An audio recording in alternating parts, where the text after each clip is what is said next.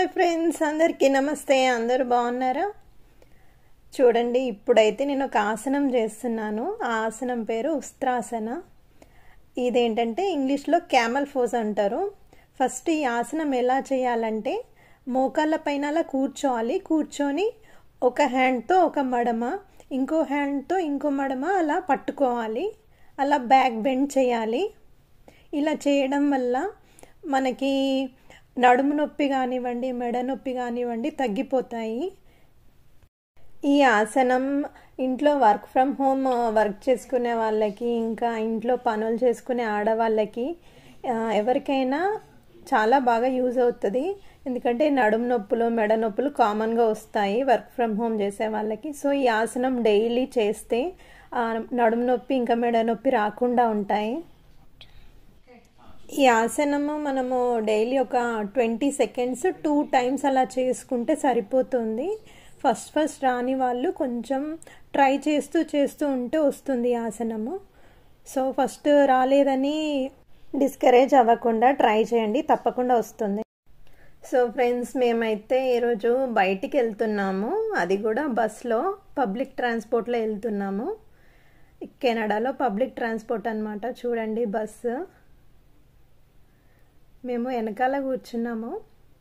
యాక్చువల్గా ఎప్పుడు క్యాబ్లో వెళ్ళే వాళ్ళం, ఈసారి బస్సులో వెళ్దాము, కొంచెం వెరైటీగా ఉంటుందని ట్రై చేసాము బస్సు. మా హస్బెండ్ ఏవో పేపర్స్ ఇండియాకి కొరియర్ చేయాలన్నారు. సో ఈ యూపీఎస్ స్టోర్కి వచ్చాము. ఇక్కడైతే ఆయన జస్ట్ 10 పేపర్స్ ఏమో పంపించారు. దానికి $150 అంట. $150 అంటే ఆల్మోస్ట్ మన ఇండియన్ కరెన్సీలో 9,000 రూపీస్ అనమాట. $150 అంటే మన ఇండియన్ కరెన్సీలో. సో కొరియర్ పని అయితే అయిపోయింది. ఇంకా గ్రాసరీస్ ఏమైనా కొందామని అలా బయటికి వచ్చాము. కానీ చూస్తే అన్ని షాప్స్ అన్నీ క్లోజ్ ఉన్నాయి, గ్రాసరీ స్టోర్స్ అన్నీ. సో మేము ఇంకా అంతే, ఇంకా ఏం కొనకుండా అలా ఇంటికి వెళ్ళిపోవాల్సి వచ్చింది. గ్రాసరీ కొందామని బయటకు వచ్చాము. అన్ని షాప్స్ క్లోజ్ ఉన్నాయి. మేము ఇప్పుడు బస్ కోసం వెయిట్ చేస్తున్నాము కదా చతురు.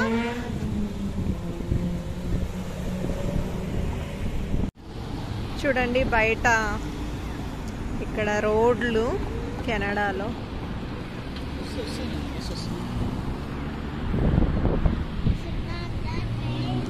బిజీ రోడ్లు. మేమైతే గ్రాసరీస్ కొందామని వస్తే అన్ని షాప్స్ క్లోజ్ ఉన్నాయి.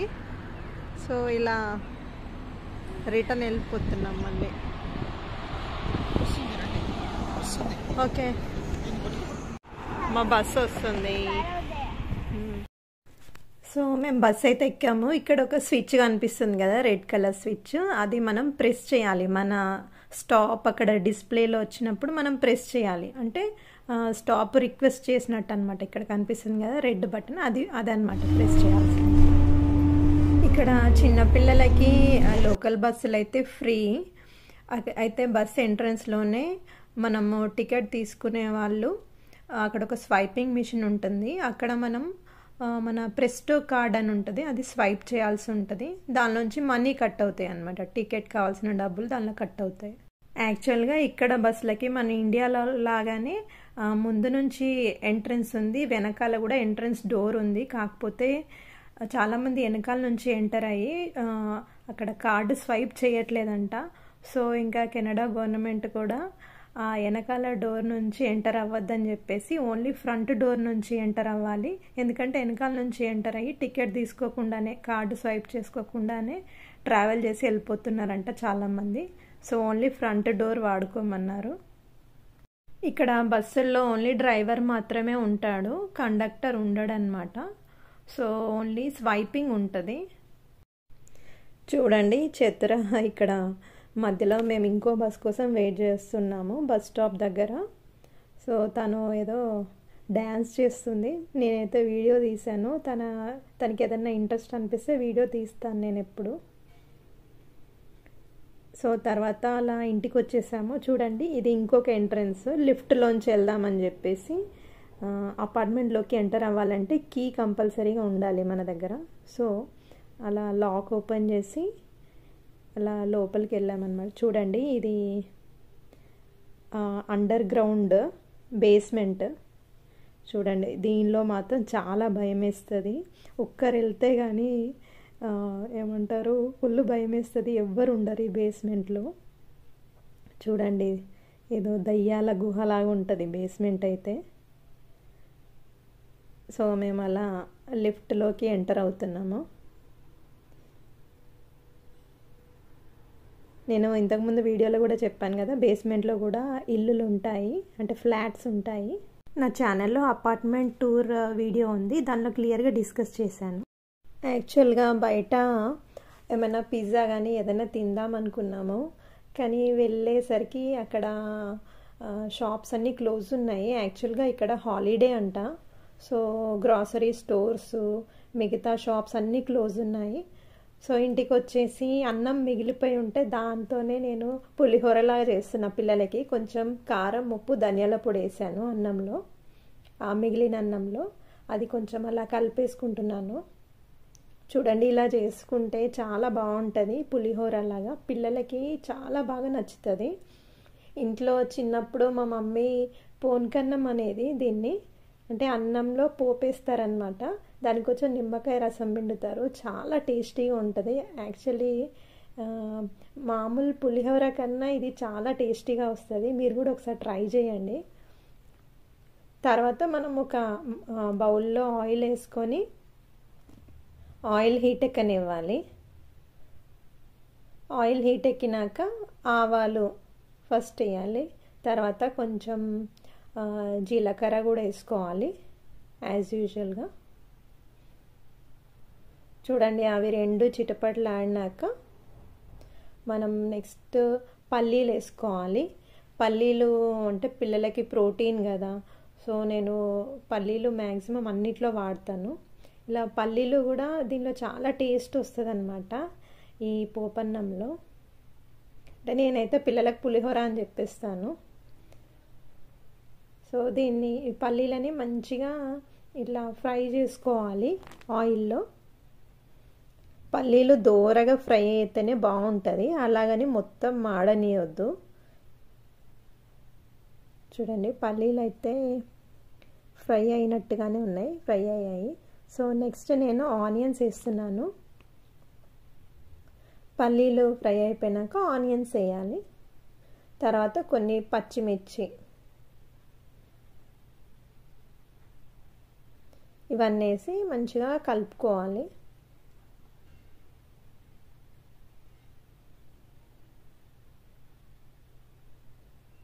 తర్వాత కొన్ని ఎల్లిపాయలు, అంటే వెల్లుల్లిపాయలు ఉంటాయి కదా, అవి సన్నగా కట్ చేసి వేసాను.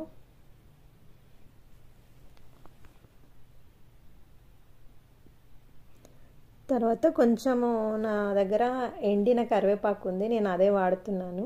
ఎందుకంటే ఇక్కడ కెనడాలో కొంచెం కరివేపాకు అంత ఫ్రెష్గా మన ఇంట్లో లాగా, మన ఇండియా లాగా దొరకదు. సో ఎండిందైనా వాడేస్తున్నాను. దీనిలోనే కొంచెం కరివేపాకు కొంచెం పసుపు వేసుకోవాలి. పసుపు వేసుకొని మంచిగా కలుపుకోవాలి.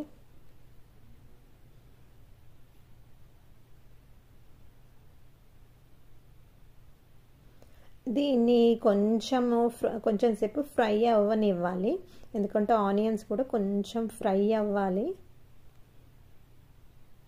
తర్వాత కొంచెం ఉప్పు వేసుకుంటున్నాను, అది కూడా మంచిగా కలిపేసుకోవాలి.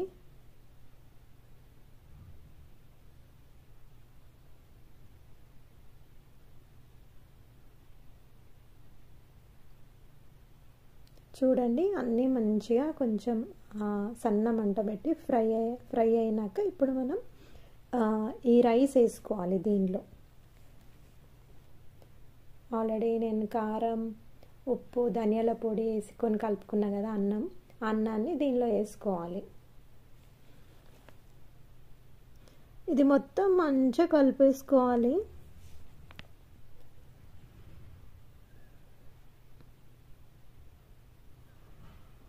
ఈ అన్నం మాత్రం చాలా టేస్టీగా ఉంటుంది, తప్పకుండా ట్రై చేయండి. పిల్లలకి చాలా బాగా నచ్చుతుంది ఈ అన్నము. కొందరు దీన్ని చిత్రాన్నం కూడా అంటారు ఆంధ్ర సైడు. తెలంగాణ సైడు ఇంట్లో అయితే మమ్మీ పోనికన్నం అని చెప్పేది, మేము పోనికన్నం అని అనేవాళ్ళము. పిల్లలకేమో నేను ఇప్పుడు పులిహోర అని చెప్పిస్తున్నాను, ఎందుకంటే వాళ్ళు పులిహోర అని చెప్తేనే తింటారు యాక్చువల్గా. చూడండి, ఇది ఒక 5 minutes మూత పెట్టేసి లో ఫ్లేమ్లో అలా ఉడికించాలి. చూడండి, నేను 5 minutes తర్వాత ఎంత బాగా వచ్చిందో అన్నం అయితే. మూత తీసి చూస్తే చాలా బాగుంటుంది ఈ అన్నము. ఇది ఏంటంటే మనం పిల్లలకి వేసేటప్పుడు నిమ్మరసం పిండి ఇవ్వాలన్నమాట. పిల్లల ప్లేట్లో వేసినాక అప్పుడు నిమ్మరసం పిండాలి. మనం ఒకవేళ వేడిపైనే నిమ్మరసం పిండామనుకోండి, టేస్ట్ చేంజ్ అవుతుంది. నిమ్మరసం టేస్ట్ నిమ్మరసం లాగా ఉండకుండా డిఫరెంట్ టేస్ట్ వస్తుంది. సో అలా కాకుండా పిల్లలకి ప్లేట్లో వేసినప్పుడు నిమ్మరసం కానీ పిండిచ్చామంటే చాలా టేస్టీగా ఉంటుంది. చూడండి, చాలా బాగా తింటారు, పిల్లలకైతే చాలా ఇష్టము. Chatura, do you like pulihora?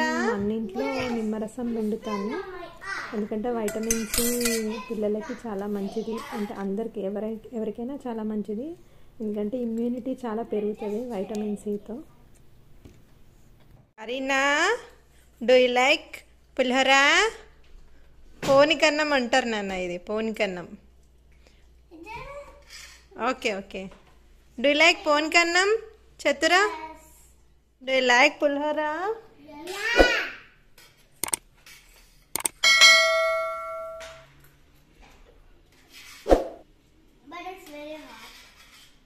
వేడిగా ఉందా? చూడండి, నేను ఇప్పుడు మీకు ఏం చూపిస్తున్నాను చూస్తున్నారు కదా, అదేంటంటే స్తంభాలు, కరెంటు స్తంభాలు. ఇక్కడ కెనడాలో వుడెన్ కరెంటు స్తంభాలు ఉన్నాయన్నమాట. అంటే వుడ్తో, అంటే చెక్కతో ఉందన్నమాట స్తంభం. చూడండి, నేను మన ఇండియాలో అయితే ఎప్పుడు చూడలేదు ఇలా వుడెన్ కరెంటు స్తంభాలు. లేకపోతే సిమెంట్ స్తంభాలు ఉండేవి, ఐరన్ పోల్స్ ఉండేవి, కానీ ఇలా వుడ్తో స్తంభాలు మాత్రం నేను ఇండియాలో ఎప్పుడు చూడలేదు. సో ఇది మీకు చూపిద్దామని ఈ వీడియో తీశాను. సో ఇలా పిల్లల్ని తీసుకొని పార్క్ వచ్చామన్నమాట. చూడండి, ఇక్కడ పార్క్లో ఏదో డిఫరెంట్గా ఉంది, పిల్లలు ట్రై చేస్తారని చూస్తున్నాము.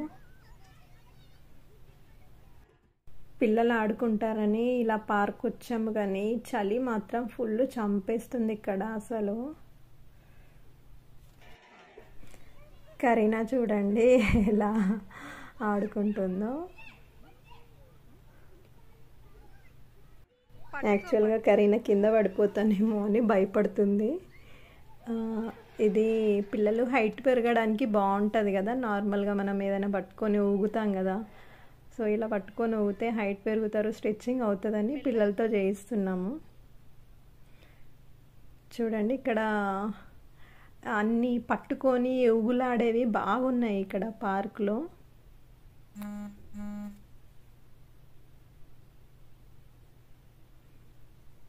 ఇక్కడ సీసా ఆడుతున్నారు పిల్లలు.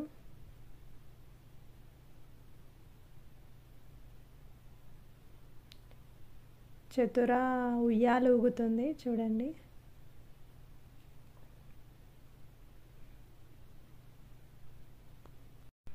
ఇక్కడ కెనడాలో మనం ఎప్పుడంటే అప్పుడు అలా బయటికి రాలేము, ఎందుకంటే వెదర్ ఎప్పుడు ఎలా ఉంటుందో తెలియదు. ఎప్పుడు ఫోన్లో వెదర్ చెక్ చేసుకొని బయటికి రావాల్సి ఉంటుంది. అప్పుడే స్నో పడుతుంది, అప్పుడే వర్షం పడుతుంది, అప్పుడే ఎండ కొడుతుంది, అలా వెరైటీగా ఉంటుంది అనమాట ఇక్కడ. సో ఇక్కడ మా హస్బెండ్ అయితే ఏదో మ్యాంగో తీసుకొని వచ్చారు. ఈ ఒక్క మ్యాంగోని 200 రూపీస్ అనుకుంటా. సో ఎలా ఉందో అని ట్రై చేద్దామని, పైన అయితే చూడ్డానికైతే రెడ్గా ఉంది, సో బాగానే ఉంటుందని అనుకుంటున్నాను.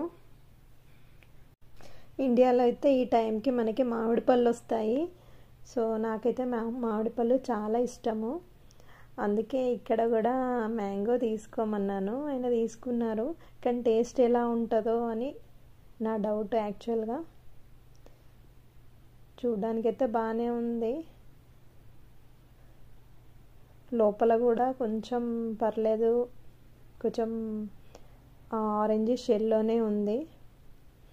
కానీ యాక్చువల్గా టేస్ట్కి వచ్చేసరికి మాత్రం ఎలా ఉందంటే ఏదో వాటర్ షుగర్లో వాటర్ కలుపుకున్నట్టు ఏదో. అస్సలు అంటే మన మామిడి పండు అంత తీయగా మాత్రం లేదు. ఇంకొకసారి కొనుక్కోవాలని అస్సలు అనిపించలేదు mango.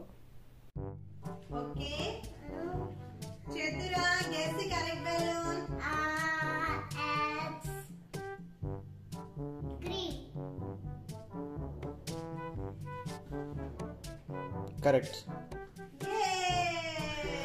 Take your gift. Okay.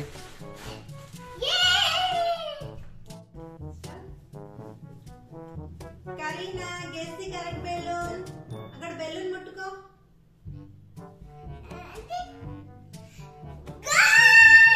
Very good. Correct. Take your gift.